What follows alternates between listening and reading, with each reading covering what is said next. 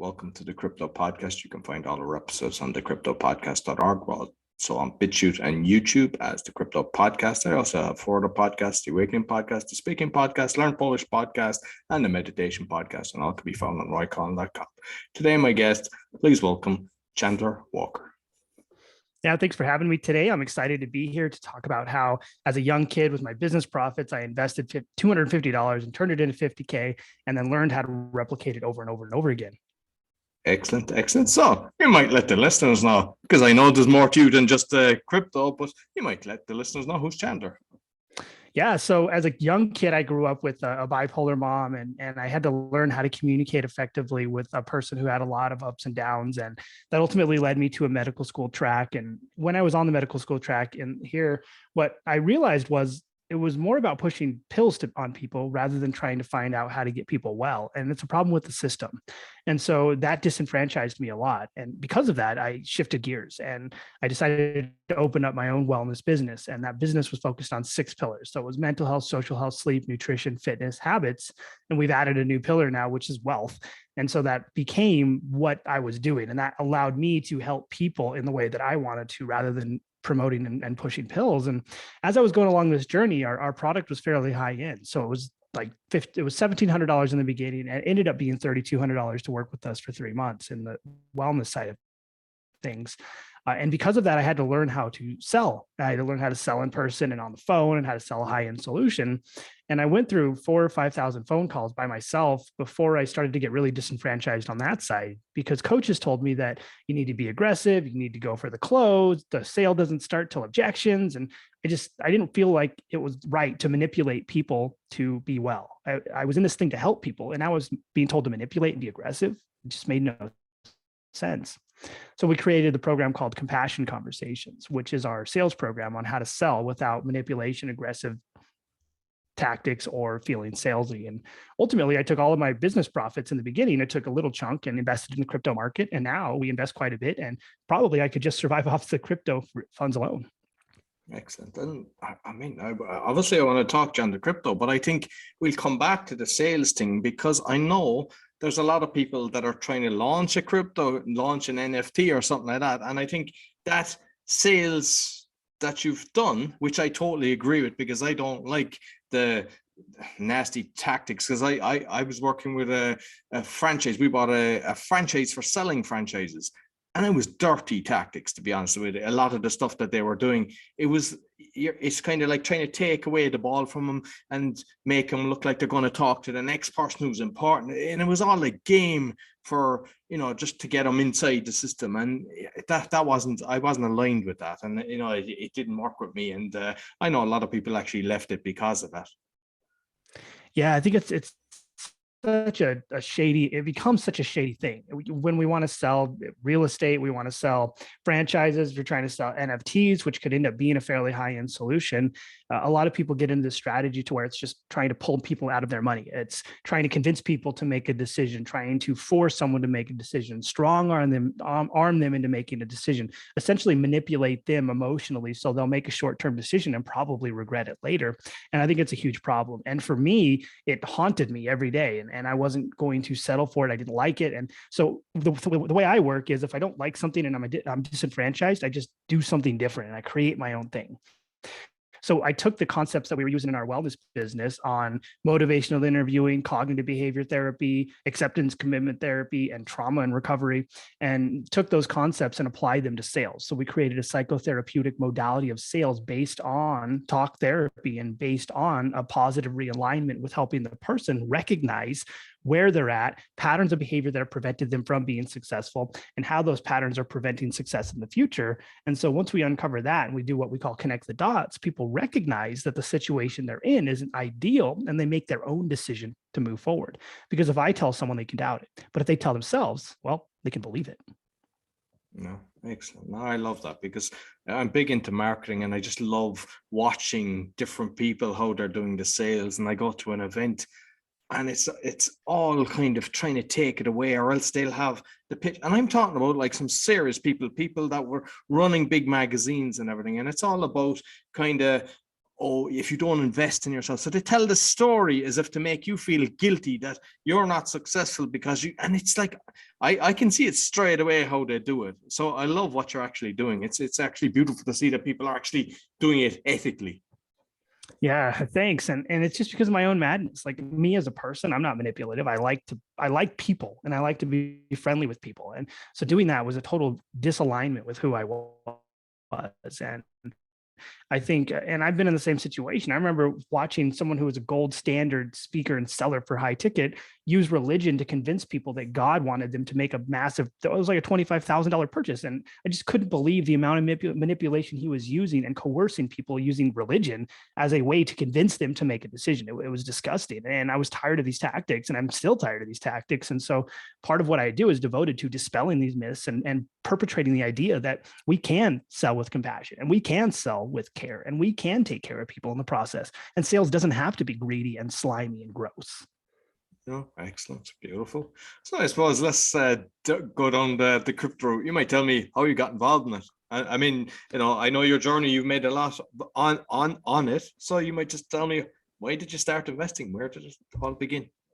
Yeah. So back in maybe it was 2016, early 2017, before Ethereum went nuts, I was kind of paying attention to it. I knew there was Bitcoin, there was Ethereum, and I think Litecoin and XRP at this time. Maybe there was a few others, but I told my business partner, I was like, hey, look, this thing, Ethereum, I think is really neat. It's this sort of layer where you can build all these things under it, and it becomes its own decentralized economy. And my partner was like, well, I don't know. What if it's a scam? I have no idea. Why don't you just make the decision? And I was like, okay, great. I have to make the decision. So if it's a scam, then I'm the one who lost all the money. And for me, I'm not opposed to taking some risks. So that my first purchase was $250, and we invested more into Ethereum down the road. But that first purchase at $250 was Ethereum at $15 a coin.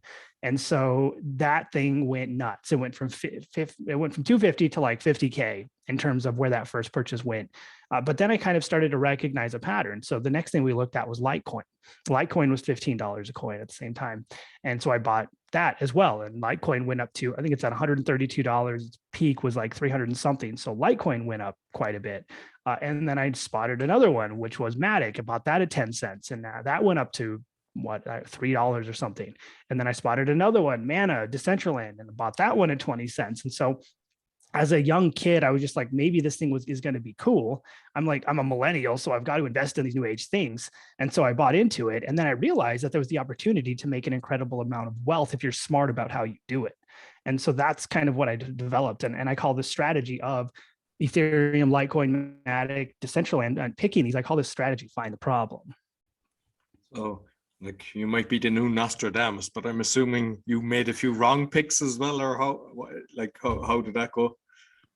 Yeah, so I've made a couple of picks that didn't go out as well, and I've learned along the way to take profits, because there's a coin, sort of coins like there's one called like SNX that was really popular in the last bull run, and people bought it and watched it right all the way up and then right all the way down, and had a 10-month downtrend. And so those are the kind of coins that I got into, and I got out incrementally in good places, but I also had a little bit left that tinkered down. And so I learned that when you get into these things, as they start peaking, you're never going to time the top, but you have to ladder out. So it's like 10% here, 10% here, 10% here, 10% here. And so that's the big lesson I learned, is take profits, because even if you make good picks, they're still probably going to go all the way back down. And I've learned this with Ethereum. I've learned this with most of my portfolio. And I think most people who are good in crypto took their initial purchases, watched them go up and watched them go all the way back down, and realized that you probably should take profit along the way. So my first purchase with Ethereum, that 250, it turned into like, originally it was like $1,500, and I watched it go all the way back down. And then the next bull run, I watched it go all the way back up to like 70, 80K. And that was the one where I learned, take profits, chip it away, chip it away, chip it away, chip it away, chip it away. It doesn't matter if I hit the top. I don't care if it keeps going up. I care that I took profits and I actually realized revenue for my investment, because that's where a lot of people fail. They just don't do anything, and they think they lost money, and then they get into this fear that it's never going to go back up, and they panic sell at the bottom. And so I think you have to have two choices: take profits or just hold it and never look at it again. And do you have a kind of system that when it goes 5x, take up my initial investment, 10x, or what's your kind of your strategy for whipping it up? Yeah, usually what I'll do is I'll pay attention to logarithmic zones. So I'll look on TradingView, and logarithmic zones aren't really that hard to look at. It's just two zones that it's playing in. Like we're in a zone right now. And as soon as it hits the top of the zone, I'll sell out up 25% because it's probably going to go back down, and then might come up to the next zone. Then I'll sell 25%, come back down, next zone. So that as it hits each zone, I'm selling out piece by piece, and I'm getting out in really good spots. And just in case it actually hits and goes all the way back down, I'm actually removing myself at strategic points. And so that's been a pretty good strategy for me to take profits. I think if someone doesn't have the capabilities to look at zones and charts and stuff like that, you can just get out as the coin, say you bought Ethereum at like 3,500. When Ethereum hits 4,500, I would take 25% out. When Ethereum hits 5,200, I would take 25% out. When Ethereum hits 6,400, I would take 25% out. And I would just ladder up as it hits strategic intervals for me. And it's not about the coin itself. It's about how much profitability I achieved. So if I achieve the profit I want in the first zone, that's fine. And like I said, you're not going to time the top, but if you can get out incrementally, you can make a lot of money, and then you can buy back in at the bottom and you can do it again. You just have to be smart about these investments. And because like I'm discussing different wallets and exchange, but I'd like to know which wallet you use, you'd recommend, and why. Yeah, so I use for a decentralized wallet, I use MetaMask. It's typically it works well. It has a company that continuously works on it. I can use it in almost every blockchain. So I'm using MetaMask in Ethereum. I'm using it in Phantom. I'm using it in AVAX. I'm using it in Harmony. So I can add everything. I can switch easily. It doesn't have a lot of issues. I can use it on desktop. I can use it on my mobile device. And then if a hardware wallet is what we're talking about, I look at the Ledger Nano, which I think tends to be one of the better hardware wallets to use. And everything in the decentralized economy is security. So the bank in normal CeFi, normal finance, is the one who takes care of you and protects you. In DeFi and in the decentralized economy, you have to protect yourself. And so the ultimate way to protect yourself is to have a hardware wallet, which is where you store your coins offline. They're not connected to the internet, because a lot of people still get scammed. And like MetaMask, they'll open an email that says you have to confirm your MetaMask, and they'll put in their seed phrase and lose everything. And so you have to be careful in how you approach and what you interact with shady sites, shady emails, and all of that stuff, because it's your responsibility to protect yourself in a decentralized economy. And that could be the double-edged sword of the decentralized environment, because there's not a lot of protection for people. They have to be careful and learn how to protect themselves.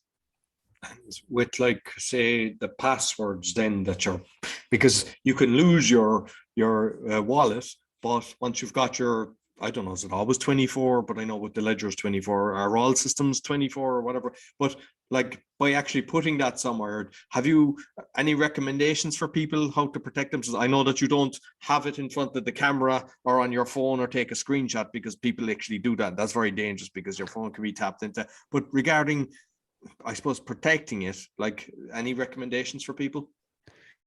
Yeah, don't put your seed phrase anywhere that could be connected to the internet. Don't take pictures of it. Don't put it in your notes. Don't put it anywhere that's going to end up in the cloud, because people will hack into the cloud and they will look for seed phrases and they will look for pictures that contain those things. So I think the best way to protect it is write it down on a piece of paper and put it in a file that says like important stuff, or put it in a safe, or put it somewhere where you're not going to lose it, because a lot of people will write it down, lose that paper, and then lose access to their thing forever. So I think you just have to be organized in where you put stuff. Put it in a safe deposit box, put it in a safe in your house, put it in an important file folder. Just put it somewhere to where you're not going to lose it. If you move and if you have quite a bit of funds in a MetaMask, your first thing should be to get that folder and keep it with you as you move. So that way you don't lose it. And that way you don't lose your seed phrase. And then if you lose your phone, you can't get your thing back. Yeah, no, definitely. And with the exchanges then, which one do you recommend? Yeah, typically I'll use 3 different exchanges. I'll use Coinbase to kind of buy, transfer, and move in and out of bank accounts. I use Binance.us quite a bit because I like the Phantom network. I'm in Phantom DeFi quite a bit, and I can buy Phantom on Binance and send it directly. And then I like KuCoin a lot as well, because KuCoin is the people's exchange. You can send and deliver everything on KuCoin. It has a lot of really small caps, and it's an actual true decentralized exchange in the way it operates. There's no KYC. You can send money to it. You can't pull it in and out of your bank account, but you can buy a lot of things that you normally wouldn't be able to get. You can get in and out of a lot of networks. Like I can send money into the Luna network for Anchor Protocol, and just it allows me a lot more flexibility.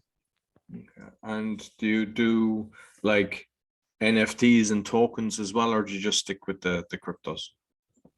I do. I don't do as much with NFTs, but I do use DeFi a lot. And the second strategy that I use in my process is called use looping feedback. So what I'll do is I'll take the profits that I earn on what I make on Ethereum, Litecoin, and all of these different coins, and I'll move that into DeFi. And then I will I'll pick stable farms they're not super risky and it's not super aggressive, because my profits I want to compound on, and I'll take it and put it into pools that allow me to earn 20 to like 100% interest on it. And so what I'm doing is I'm taking what I earn and I'm amplifying it by 20 to 100%, so my money continues to build. And that's the beauty of DeFi, because I have a couple different protocols I use that allow me to earn massive interest rates on the money I've already profited on. So I essentially get to double dip. You make profit, you earn more on top of your profit. And so what that does is now that turns into what I call find your pillow. And then all of a sudden, the profit that you're earning in DeFi that you're compounding on becomes the money that you can spend.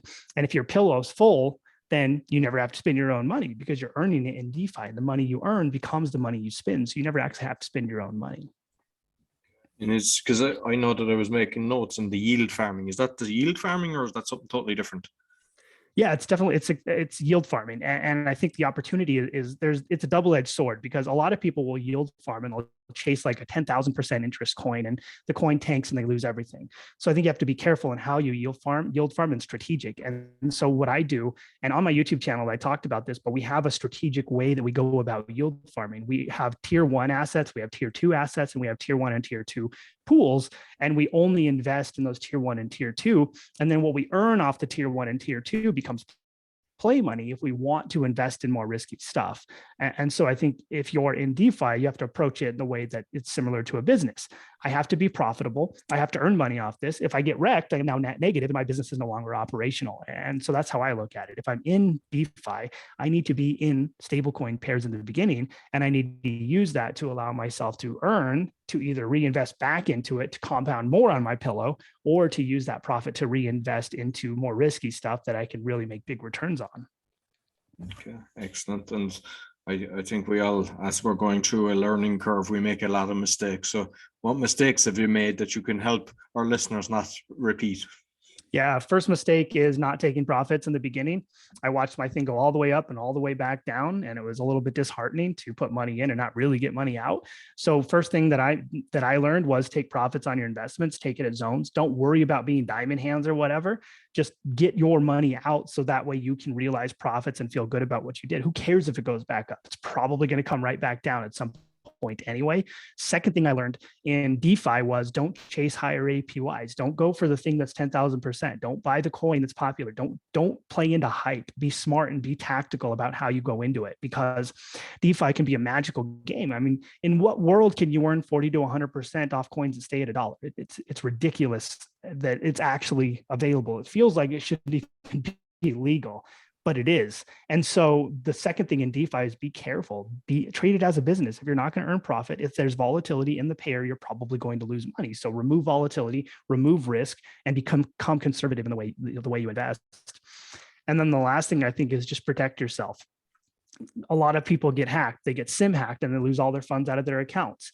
And so I think everybody needs to use Google Authenticator if they're using Coinbase, Google Authenticator if they're using Binance, Google Authenticator for everything, and then have your phrase for Google Authenticator written down somewhere. So if you lose your mobile device, you can get back into it and access it.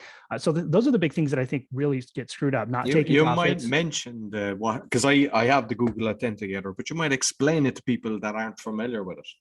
Yeah. So basically what Google Authenticator does is it's two-factor authentication. So you download Google Authenticator and you'll go on to Coinbase, for example, and you'll enable Google Authenticator. You'll turn it on. And then every time you go into your Coinbase account, every time you withdraw, every time you do anything in there, you'll have to use Google Authenticator and you'll have to get a code. And that code essentially refreshes over a period of time. And so the code is always changing. And the only person who can actually see that coin is you with the Google Authenticator on your mobile device.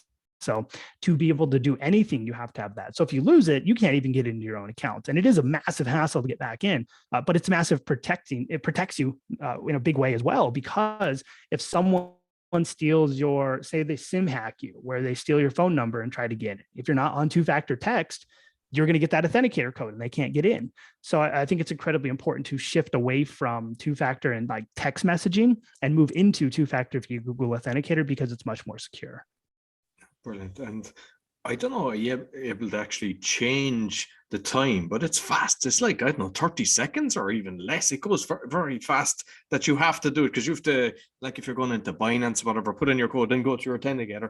And the clock is ticking, you can't just kind of, chillax and just kind of do it slowly. You have to be fairly fast doing it. Exactly. You can watch the little timer go to 0 and then you're like, ah, dang it, now I have to do it again. And so that's one of the cool things about it is the code changes so often and so rapidly that people can't really get in and hack it. They can't get your account access if you're using that, which is pretty neat. Yeah. And to be honest, because I know people like there's a friend of mine, and that was years ago. I talked about 4 years ago about that. He'd 500,000 taken from him. And like by having something like that would never have happened. So, like, as you say, it's a bit of an extra hurdle to be doing. But at the end of the day, it's like having your bank account. And even if you're only starting off and you're only putting a couple of $100, it could be like yourself, you invest in the right one and you're creating $250 up to 50K, so treat it as it could be that. Exactly. And it could put yourself in a really good place. You can lose it all if you get hacked.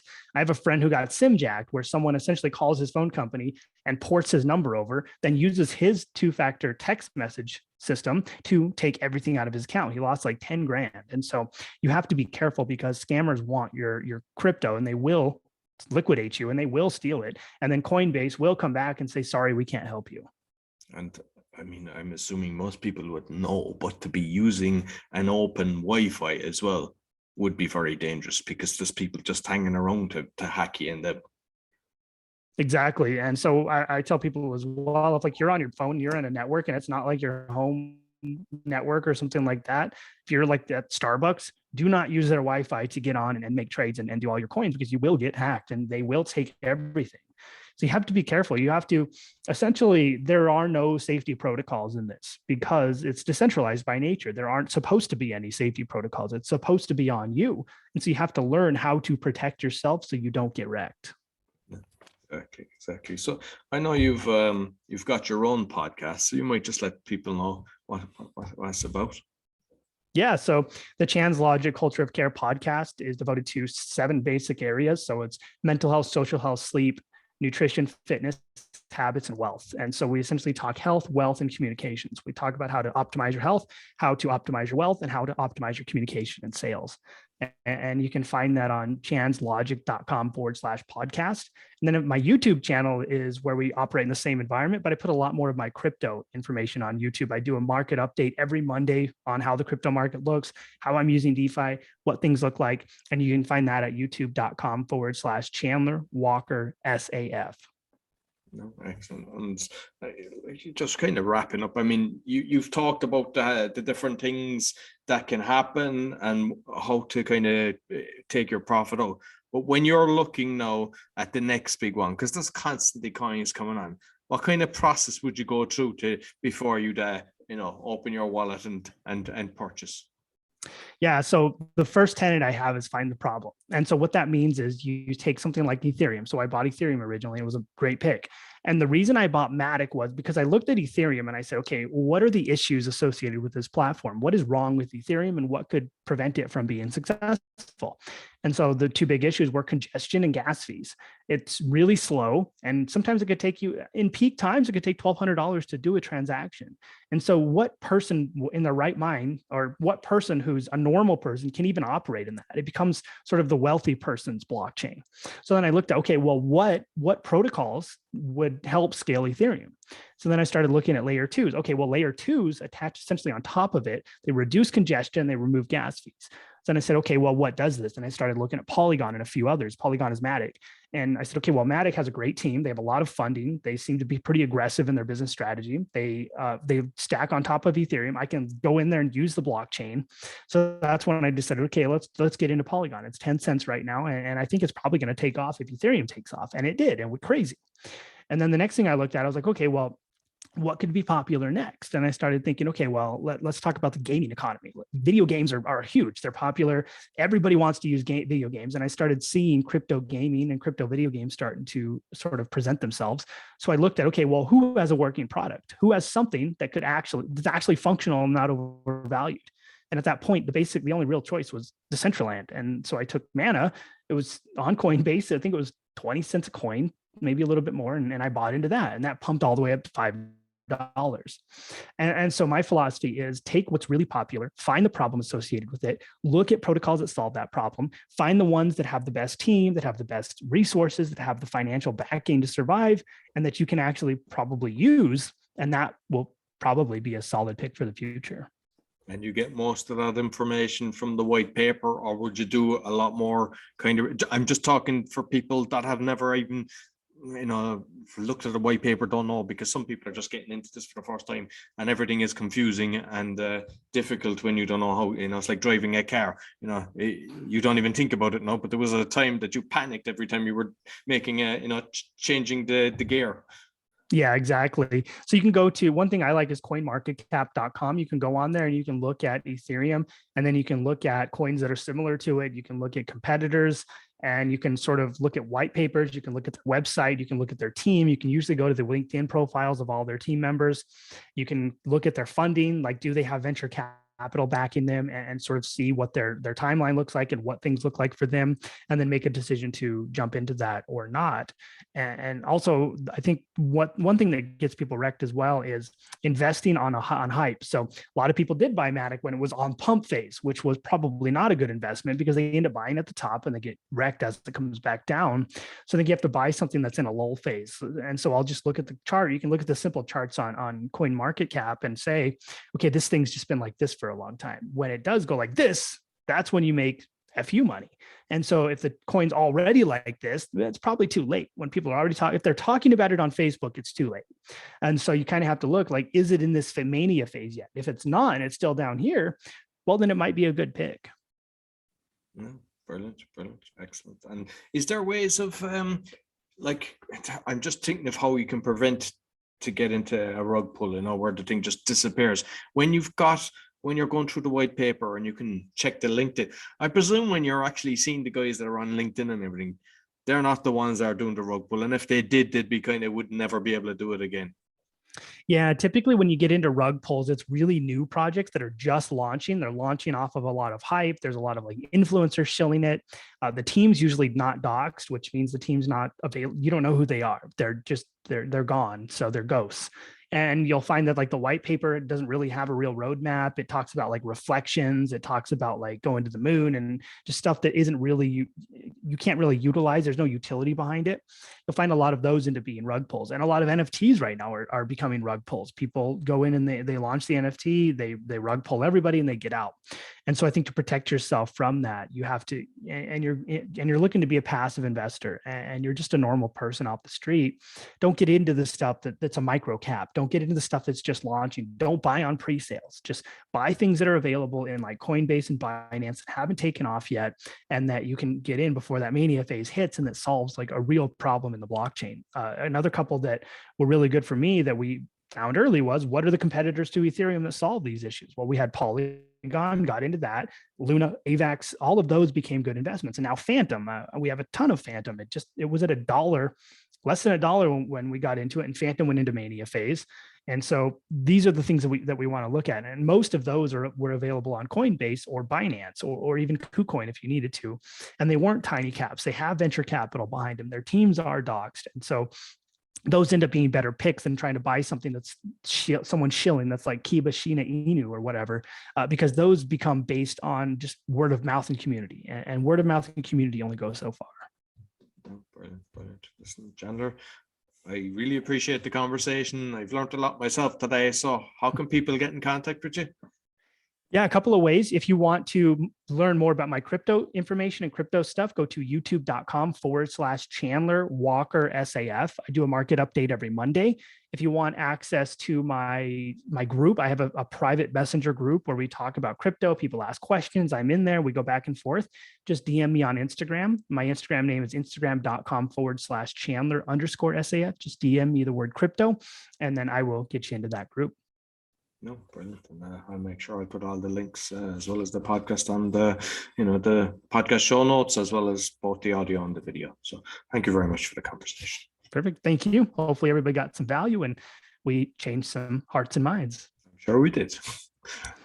So that's all for the Crypto Podcast. You'll find all our episodes on the cryptopodcast.org, as mentioned, we're on BitChute and YouTube. Be sure to give us a thumbs up, 5-star rating. It all helps. Until next week, take care.